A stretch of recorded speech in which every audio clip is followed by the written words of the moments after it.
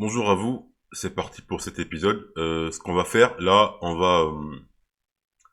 nous, ce qu'on veut faire, on veut rendre dynamique, ici, on a un affichage des catégories, Women, Men et Accessories. On va le rendre dynamique. Ce qu'on va faire, c'est qu'on va coupler tout ça à une base de données, de sorte à ce qu'on puisse afficher directement, en automatique, ces infos-là dans une base de données. Donc, on va le faire pour ça. Et puis on va aussi coupler aussi ça aussi là, cette partie là des produits à aussi une base de données. Donc pour la base de données, on a la chance d'avoir avec WAMP Server par défaut une base de données qui s'appelle MySQL. Voilà. Donc ce qu'on va faire, bon, d'abord la base de données, elle est faite pour pouvoir, c'est comme un fichier Excel où on va renseigner des informations par rapport à notre produit par exemple. Là, je vais dire l'idée, l'identifiant, pardon,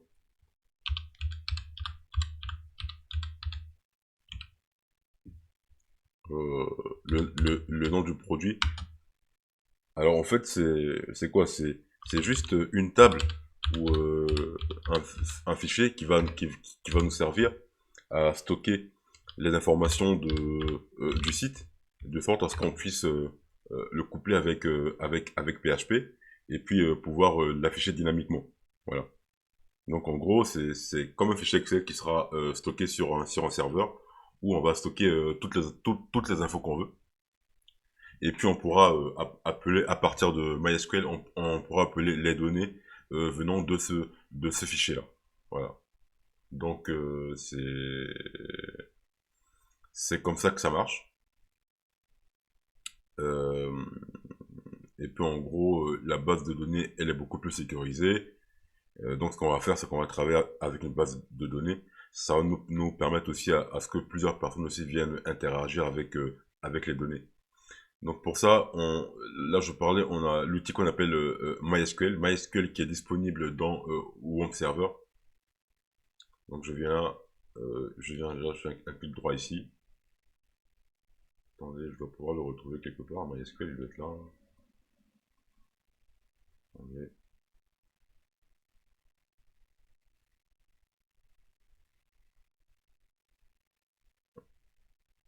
Donc du coup, MySQL, il fonctionne à partir, il est là. Il fonctionne, MySQL, c'est directement euh, l'outil base de données, mais on a également PHP qui fonctionne comme une sorte de CMS. Au fait, c'est avec ça qu'on va travailler. PHP nous permet en gros de pouvoir, euh, de pouvoir avoir accès, de pouvoir plus vite, de pouvoir s'accaparer plus vite de tout ce qui est SQL et de pouvoir aussi faire travailler avec la base de données mais d'une manière encore plus intuitive. Donc c'est juste un outil qui va utiliser MySQL mais qui va nous permettre de travailler de manière encore plus intuitive. Donc là je clique sur, moi je suis en version 5.2.0, de toute façon quelle que soit la version que vous avez, je pense pas que ça va gêner le tuto. Euh, je clique sur PHP Malamine. Attendez, là, je suis déjà connecté, je me déconnecte. Vous aurez cette page là affichée d'abord. En utilisateur, c'est le mot, généralement, hein, par défaut, c'est le mot root. Il n'y a pas de mot de passe. Et puis, vous pouvez laisser là MariaDB ou moi, de toute façon, ça dérange pas mes connexions. Je pense pas, non. Ok, et c'est bon, et je suis connecté à ma base de données. Du coup, je reprends. Donc là, je reviens dans PHP Malamine. Ça, c'est ma page par défaut. En utilisateur, normalement, je dois avoir le user root. Mot de passe, j'ai rien.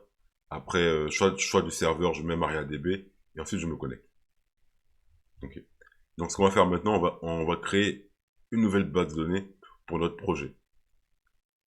Cosa Store. Pour ça, c'est simple. Je clique là. Nouvelle base de données. Je pense que cet outil-là est très intuitif, hein. Et je tape Cosa Store. Ensuite, à droite, je choisis euh, j'ai oublié comment ça s'appelle. À droite, je choisis l'encodage, c'est ça. Il faudrait que je passe en UTF-8.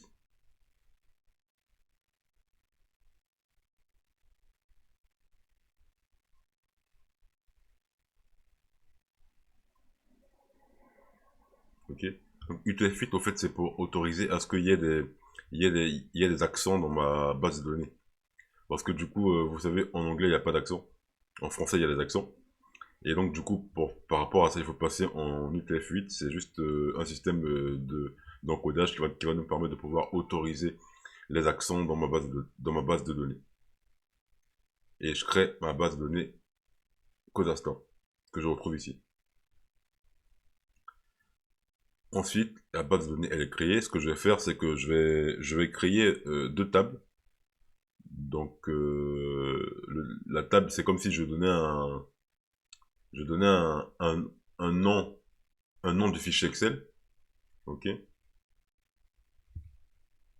Et cette table va s'appeler produit. Donc, en gros, c'est la table qui va nous permettre de pouvoir stocker, attendez, toutes les infos qui sont ici. Ok.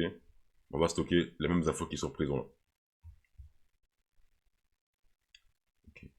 Donc, du coup, je vais l'appeler product. Ok. On va aller en anglais. Hein. Ça, si ça ne dérange pas. Après, je vais stocker, on va dire, j'aurai, j'aurai 9 champs. Donc, quand je parle de champs, c'est les colonnes. On va dire on aura 9 champs. Donc une colonne identifiant pour stocker l'ID du produit, une colonne nom, une colonne description, une colonne du prix, une colonne de la quantité, une colonne pour stocker les photos, et puis une colonne pour stocker la catégorie. Ça, je vous expliquerai. En fait, parce que du coup, il faudrait que je puisse faudrait que je puisse avoir un champ qui va lier notre table à la table des catégories. Ok. En gros, on aura quoi? On aura, attendez. Ici, on aura notre table produit. Ok. Ici, on aura une autre table qui sera catégorie. Et dedans, j'aurai quoi? Dedans, j'aurai woman, parce que woman.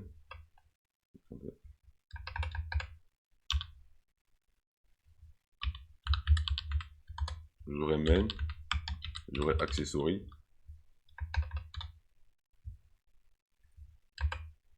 Ainsi de suite.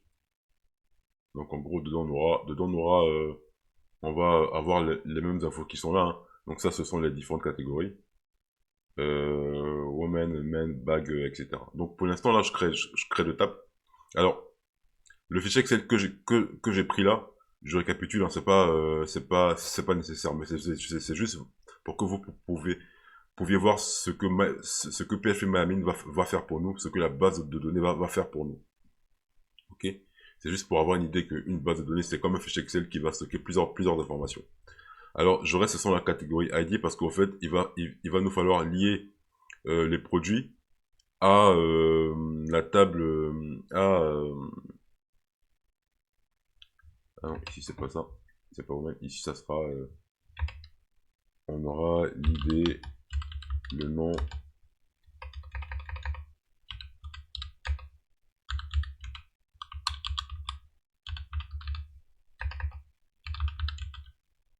la description. Donc en gros, pour pouvoir lier les infos de cette table catégorie à cette table à produit, j'aurais besoin d'avoir un champ en commun. C'est ça. Donc du coup, je vais devoir dire à mon produit que par exemple tu auras, je vais lui dire que par exemple, on va dire woman, catégorie 1, et pour dire que mon produit, par exemple, que ma montre correspond à une catégorie femme, ben, j'aurai pareil là 1. Ok, pour dire que euh, cette catégorie-là correspond bien à la catégorie de ce produit-là. Donc si j'ai plusieurs catégories, en fonction de l'identifiant de ma catégorie, je pourrais dire que mon second produit, je pourrais dire que euh, mon pantalon là, je pourrais dire que ce pantalon là, c'est lié à la catégorie femme. Donc j'aurais par exemple catégorie 2, catégorie 3. Bon. En gros, c'est pour que vous puissiez comprendre ce qu'on appelle le système des clés étrangères. Ok. C'est pour lier deux, deux tables dans une base de données. Bon, ça c'était une parenthèse. Allez, je reviens. Alors, donc, du coup, je crée ma table product. Donc, en gros, ce qu'on va faire, on va essayer de faire à peu près la même chose qu'on a fait ici dans le fichier Excel, dans PHP ok? Donc, ce fichier Excel, je précise hein, que c'est juste pour vous montrer. Mais sinon, c'est pas véritablement l'outil base de données. Donc, l'outil base de données, ça, c'est, où on est actuellement, c'est dans PHP Alors, je crée cette table à product qui va comporter, on va dire, 6 champs. Ouais, bon, allez, j'en mets 7, hein, ça fait pas de mal. Ok. Je crée cette table-là, et voilà mes champs qui sont là. Alors, comme dans notre fichier Excel, on a dit, je vais commencer par l'identifiant du produit, son nom, sa description. Ouais, je vais le mettre bon, ouais, on laisse comme ça. Okay. Son prix, sa quantité, sa photo, et puis sa catégorie. Catégorie. Bon, on va dire, ouais, ça va. Je suis pas trompé ou pas? Bon, bref. Je sais pas, voilà, on va mettre un Y. Okay. Mais sinon, c'est I, je pense. euh, ok. Donc, du coup, ce qu'on a fait là, on stocke les mêmes infos qui sont là. Donc, le nom du produit, sa description, son prix. Voilà, donc on stocke pareil. Euh, donc ici, la première colonne, là, c'est le nom. Ici, c'est le type. Donc l'identifiant, on sera en varchar. Varchar, c'est une manière de dire que on va écrire du texte. Donc le nom, pareil, en varchar. Ok, ce sera du texte. La taille, ce sera, on n'aura pas plus de 250 caractères. Pardon, je reviens. Non, excusez-moi. L'identifiant, c'est pas du varchar, par contre, c'est de l'INT. Ok, entier. Euh, la description, là, on va dire que c'est du... On va laisser en texte. Ok.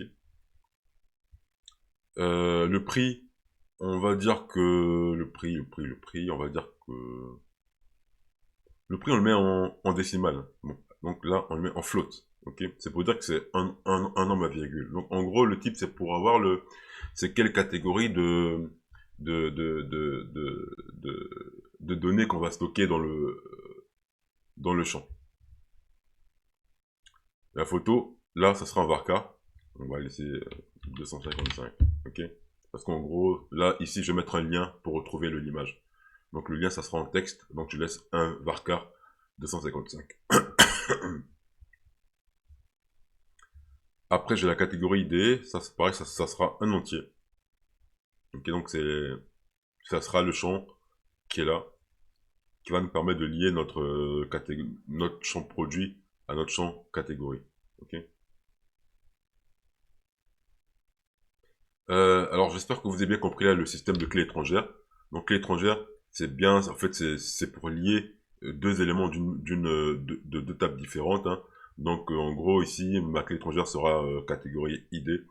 Donc en gros je vais renseigner là mon type, mon produit, et puis je pourrai le relier en fonction des numéros à une catégorie d'une autre table. Ok. Et puis c'est bon, je pense qu'on a tout mis. Donc valeur par défaut, c'est bon. Hum. Bon, je vais mettre là, attendez. J'espère que j'ai pas... Tout est bon en principe.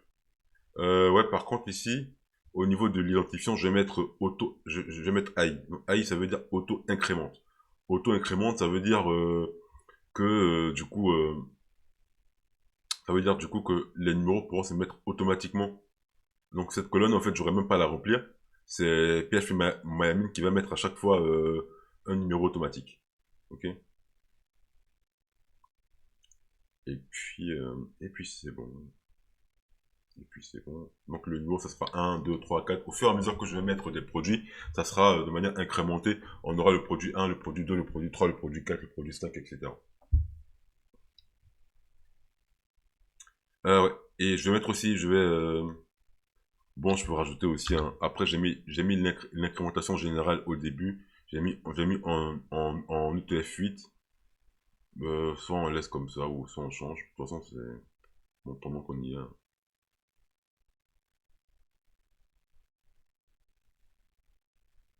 Sinon, vu que j'ai mis toute la table en UTF-8, j'ai plus besoin de le remettre en UTF-8. Hein. UTF-8, c'est plutôt pour les caractères. Donc déjà, ici, vu que INT c'est entier, je peux laisser comme ça, j'ai pas besoin de mettre. Ok. Bon, de toute façon, comme je vous ai dit, on a mis la base de données totalement en UTF-8, donc c'est pas la peine encore de venir ici, encore perdre du temps, et puis mettre encore chaque champ en UTF-8. Là, on est bon.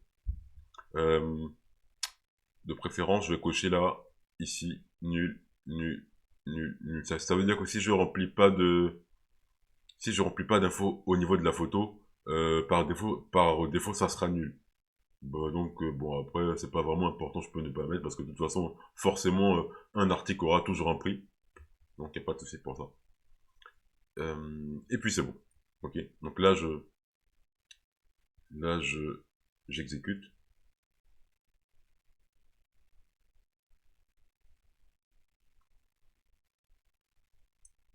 Super nickel. Donc là, j'ai créé ma première table produit. C'est la table qui va regrouper toutes les informations concernant chaque produit qu'on va insérer dans notre table. Je vais créer encore une autre table. Ça sera la table des catégories.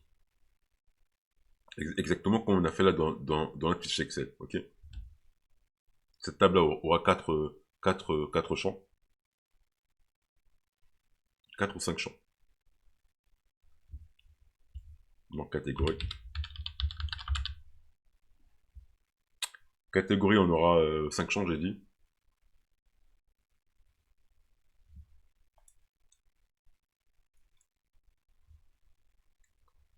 Pareil, donc on aura un champ identifiant. On aura un champ nom. On aura un champ description. On aura un champ photo. Je vais rajouter encore un champ.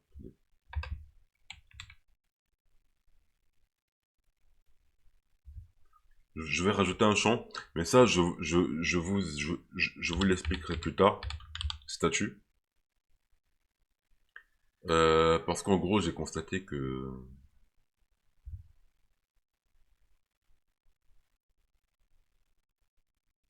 les catégories qui sont affichées là, ce sont des catégories qui m'ont l'air un peu plus récentes.